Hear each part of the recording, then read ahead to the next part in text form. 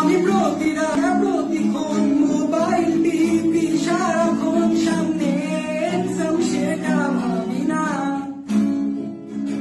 ওরে ওরে ভাই কেউ আমারে পড়তে বসা এখন চর মেরে সামনে পরীক্ষা ভুলে গেছি তাই। আমি পড়িনি আমি লিখিনি কিভাবে টুকবো সেটাও